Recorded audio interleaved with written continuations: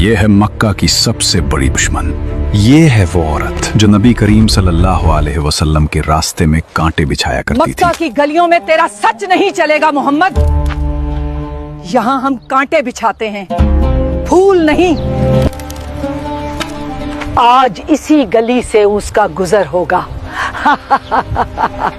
جس راہ سے رحمت عالم صلی اللہ علیہ وسلم کا گزر ہونا ہوتا، وہاں وہ نفرت اور عداوت کے بیج بو دیا کرتی تھی۔ اس نے سمجھا تھا کہ وہ نور کو کانٹوں سے روک لے گی، مگر اسے خبر نہ تھی کہ کانٹے تو پھولوں کے راستے روک سکتے ہیں، خدا کے فیصلوں کو نہیں۔ آئیے جانتے ہیں ابو لہب اور اس کی بیوی ام جمیل کے اس دور کو جب مکہ کی گلیوں میں نفرت اور سرمایہ داری کا نشہ اپنے عروج پر تھا۔ یہ کہانی اس دور سے شروع ہوتی ہے جب مکہ کی فضاؤں میں پہلی بار لا الہ الا اللہ کی صدا گونجی۔ ارے کہاں جا رہے ہوں؟ تمہیں خبر نہیں؟ ایک سچے پیغام دینے والے نے پہاڑی پر سب کو بلایا ہے۔ مگر اس ہجوم میں دو ایسے چہرے بھی تھے جن کی آنکھوں میں نفرت اور غصہ اتر آیا تھا، ابو لہب اور اس کی بیوی ام جمیل۔ وہ جہاں قدم رکھیں گے وہاں میری نفرت کے کانٹے ہوں گے۔ 3 برس تک حضور اقدس صلی اللہ علیہ وسلم انتہائی پوشیدہ طور پر نہایت رازداری کے ساتھ تبلیغ اسلام کا فرض ادا فرماتے رہے۔ اس درمیان میں عورتوں میں سب سے پہلے حضرت بی بی خدیجہ رضی اللہ عنہا، اور آزاد مردوں میں سب سے پہلے حضرت ابو بکر صدیق رضی اللہ عنہ، اور لڑکوں میں سب سے پہلے حضرت علی رضی اللہ عنہ، اور غلاموں میں سب سے پہلے حضرت زید بن حارثہ رضی اللہ عنہم اجمعین ایمان لائے۔ 3 برس کی اس خفیہ دعوت اسلام میں مسلمانوں کی ایک جماعت تیار ہو گئی، اور خداوند تعالیٰ کا حکم ہوا کہ اے محبوب، آپ اپنے قریبی خاندان والوں کو خدا سے ڈرائیں۔ تو حضور علیہ السلام نے ایک دن کوہ صفا کی چوٹی پر چڑھ کر یا معاشر قریش کہہ کر قبیلہ قریش کو پکارا۔ جب سب قریش جمع ہو گئے تو آپ نے فرمایا کہ اے میری قوم، اگر میں تم لوگوں سے یہ کہہ دوں کہ اس پہاڑ کے پیچھے ایک لشکر چھپا ہوا ہے جو تم پر حملہ کرنے والا ہے، تو کیا تم لوگ میری بات کا یقین کر لو گے؟ تو سب نے ایک زبان ہو کر کہا کہ ہاں ہاں، ہم یقیناً آپ کی بات کا یقین کر لیں گے، کیونکہ ہم نے آپ کو ہمیشہ سچا اور امین ہی پایا ہے۔ آپ نے فرمایا کہ اچھا، تو پھر میں یہ کہتا ہوں کہ میں تم کو عذاب الہی سے ڈرا رہا ہوں، اور اگر تم لوگ ایمان نہ لاؤ گے تو تم پر عذاب الہی اتر پڑے گا۔ اس مجلس میں ابو لہب بھی تھا۔ وہ کہنے لگا، کیا ہمیں یہاں اسی لیے جمع کیا گیا تھا؟ تم نے آج ہمارا وقت برباد کیا اور ہمارے دین پر انگلی اٹھائی۔ تیرا ناس ہو! کیا اسی بےہودہ بات کے لیے تو نے پورے قریش کو پکارا تھا؟ یہ سن کر تمام قریش، جن میں آپ کا چچا ابو لہب بھی تھا، سخت ناراض ہو کر سب کے سب چلے گئے۔ ابو لہب کی اس بدتمیزی اور بربادی ہو تیری کہنے کے فوراً بعد آسمان سے فیصلہ آ گیا۔ اللہ تعالیٰ نے اسی وقت سورہ لہب نازل فرمائی، جس میں ابو لہب کی تباہی کی خبر دی گئی۔ تبت یدا ابی لہب وتب ما اغنى عنه ماله وما كسب سيصلى نارا ذات لهب وامرأته حمالة الحطب في جيدها حبل من مسد۔ یعنی ابو لہب کے دونوں ہاتھ ٹوٹ گئے اور وہ خود بھی ہلاک ہو گیا، نہ اس کا مال اس کے کام آیا اور نہ جو اس نے کمایا۔ وہ ضرور بھڑکتی ہوئی آگ میں داخل ہوگا، اور اس کی بیوی بھی جو لکڑیاں اٹھانے والی ہے، اس کی گردن میں مونچھ کی رسی ہوگی۔ یہ آسمانی فیصلہ سن کر وہ سدھرے نہیں، بلکہ ان کے تن بدن میں آگ لگ گئی۔ ابو لہب اور اس کی بیوی ام جمیل کی دشمنی اب جنون نہ بدل چکی تھی۔ ام جمیل مکہ کے طاقتور سردار ابو سفیان کی بہن تھی، جسے دنیا ام جمیل کے نام سے جانتی تھی۔ اس کے گلے میں ہر وقت ایک قیمتی ہار چمکتا رہتا تھا، لیکن اس کا دل اتنا ہی کالا تھا۔ اس بدبخت نے قسم کھا رکھی تھی کہ میں اپنا یہ قیمتی ہار بیچ کر محمد کی مخالفت اور دشمنی میں خرچ کروں گی۔ آئیے جانتے ہیں کہ اس گھر کے اندر کیا ہوتا تھا جہاں ام جمیل اور ابو لہب رہتے تھے۔ صرف چڑھانے سے کام نہیں چلے گا، میں ان کے راستوں کو جہنم بنا دوں گی۔ وہ جہاں قدم رکھیں گے وہاں میری نفرت کے کانٹے ہوں گے۔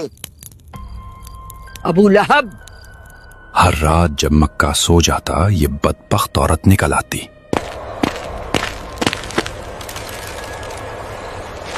अपने नाजुक हाथों से कांटे जमा करती और उन रास्तों पर बिछा देती जहां से हुजूर सल्लल्लाहु अलैहि वसल्लम फजर के लिए गुजरा करते थे। कुछ दिनों बाद जब उस मगरूर औरत ने सुना कि रब्ब कायनात ने उसका नाम लेकर उसे ईंधन ढोने वाली कहा है, तो उसका तकब्बुर पाश पाश हो गया। वो इंतकाम की आग में जलती हुई हाथ में पत्थर लिए हरम की तरफ भागी। उसका इरादा था कि माज़अल्लाह नबी करीम सल्लल्लाहु अलैहि वसल्लम को नुकसान पहुंचाए, लेकिन देखो कुदरत का करिश्मा। कहाँ है वो? मैंने सुना है वो मेरी बुराई करता है। खुदा की कसम, अगर मैंने उसे देख लिया तो ये पत्थर उसके मुंह पर दे मारूंगी। वो सामने खड़ी थी, हुजूर वहीं तशरीफ फरमा थे, मगर अल्लाह ने उसकी आंखों पर पर्दा डाल दिया। उसे अबू बकर तो नजर आए, मगर जाने आलम नजर ना आए। वो बड़बड़ाती हुई वापस लौट गई, क्योंकि जिसका मुहाफिज खुदा हो उसे कोई आंख नहीं देख सकती। दूसरी तरफ नबी करीम सल्लल्लाहु अलैहि वसल्लम को हुक्म दिया गया, आप अलैहिस्सलाम हक को अलल ऐलान बयान फरमाइए। चुनाचे उसके बाद आप अलानिया तौर पर दीन इस्लाम की तबलीग फरमाने लगे, शिर्क व बुत परस्ती की बुराई फरमाने लगे, और तमाम कुरैश बल्कि तमाम अहले मक्का बल्कि पूरा अरब आपकी मुखालिफत पर कमर बस्ता हो गया, और हुजूर अलैहिस्सलाम और मुसलमानों की इज़ारसानियों का एक तूलानी सिलसिला शुरू हो गया। देखते हैं कौन हमें हिला सकता है। इधर अबू लहब और उम्मे जमील दोनों मियां बीवी की दर्दनाक मौत होनी थी, और फिर वक्त ने पलट खाया। कुरान की बात सच साबित हुई। अबू लहब पर अदसा बीमारी का कहर टूटा। उसके जिस्म से ऐसी बदबू फूटी कि उसके अपने बेटों ने उसे छोड़ दिया। कोई उसे हाथ लगाने को तैयार न था। मौत के बाद उसे लकड़ियों से धकेल कर एक गड्ढे में फेंक दिया गया और ऊपर से पत्थर बरसा दिए गए।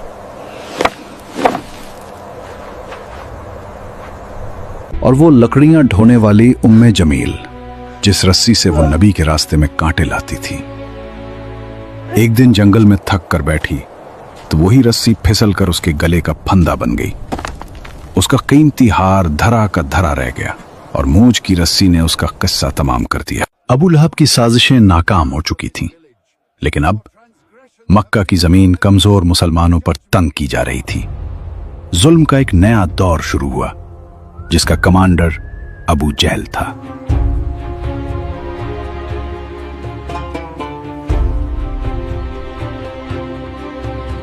उनका फैसला था कि जो भी गरीब या गुलाम कलमा पढ़ेगा उसे इतनी तकलीफ दो कि वो मौत मांगे या इस्लाम छोड़े। कुफार मक्का खानदान बनु हाशिम के इंतकाम और लड़ाई भड़क उठने के खौफ से हुजूर अलैहिस्सलाम को कत्ल तो नहीं कर सके, लेकिन तरह तरह की तकलीफों और ईज़ा रसानियों से आप पर जुल्म और सितम का पहाड़ तोड़ने लगे। अगर वो मक्का की किसी गली में नजर आए तो उसे एहसास दिलाओ कि ये शहर उसका नहीं है। उसकी आवाज को दबा दो, उसके रास्ते में रुकावटें खड़ी कर दो, ताकि मक्का में कोई उसकी बात सुनने की हिम्मत ना करे। चुनाचे सबसे पहले तो हुजूर अलैहिस्सलाम के काहिन, साहिर, शायर, मजनून होने का हर कूचा और बाजार में जोरदार प्रोपेगेंडा करने लगे। आपके पीछे शरीर लड़कों का गौल लगा दिया, जो रास्तों में आप पर फप्तियां कसते, गालियां देते और ये दीवाना है का शोर मचा मचा कर आपके ऊपर पत्थर फेंकते। कभी कुफारे मक्का आपके रास्तों में कांटे बिछाते, कभी आपकी मुकद्दस और नाजुक गर्दन में चादर का फंदा डालकर गला घूटने की कोशिश करते। एक मर्तबा जबकि हुजूर अलैहिस्सलाम हरम काबा में नमाज पढ़ रहे थे, ऐन हालत नमाज में अबू जहल ने कहा कि कोई है जो आले फलां के ज़िबा किए हुए ऊंट की ओझड़ी लाकर सजदा की हालत में उनके कंधों पर रख दे। ये सुनकर उक़बा बिन अबी मुअयत काफिर उठा और उस ओझड़ी को लाकर हुजूर अलैहिस्सलाम के दोश मुबारक पर रख दिया। हुजूर पाक अलैहिस्सलाम सजदे में थे। देर तक ओझड़ी कंधे और गर्दन पर पड़ी रही और कुफ्फार ठट्ठा मार मार कर हंसते रहे और मारे हंसी के एक दूसरे पर गिर गिर पड़ते रहे। आखिर हजरत बीबी फातिमा रदियल्लाहु ताला, जो उन दिनों अभी कम सिन लड़की थी, आए और उन काफिरों को बुरा भला कहते हुए उस ओझड़ी को आपके दोशे मुबारक से हटा दिया। हुजूर सल्लल्लाहु अलैहि वसल्लम के क़ल्ब मुबारक पर कुफ़ार कुरैश की इस शरारत से इंतहाई सदमा गुजरा और नमाज से फारिग होकर 3 मरतबा ये दुआ मांगी कि अल्लाहुम्मा अलैका बिकुरैश, यानी ए अल्लाह तू कुरैश को अपनी गिरफ्त में पकड़ ले।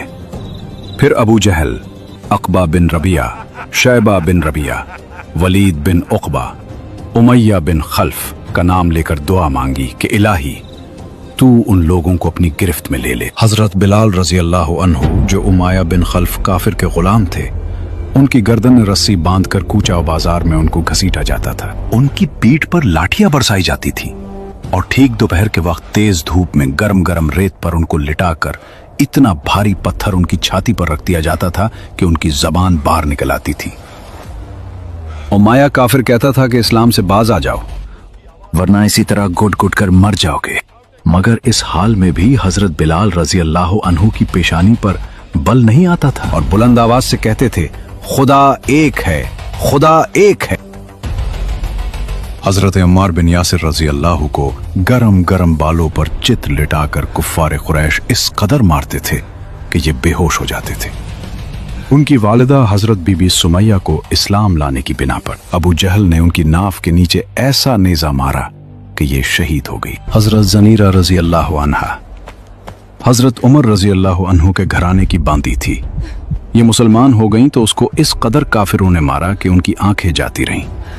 मगर खुदावंद ताला ने हुजूर अक़दस सल्लल्लाहु अलैहि वसल्लम की दुआ से फिर उनकी आंखों में रोशनी अता फरमा दी।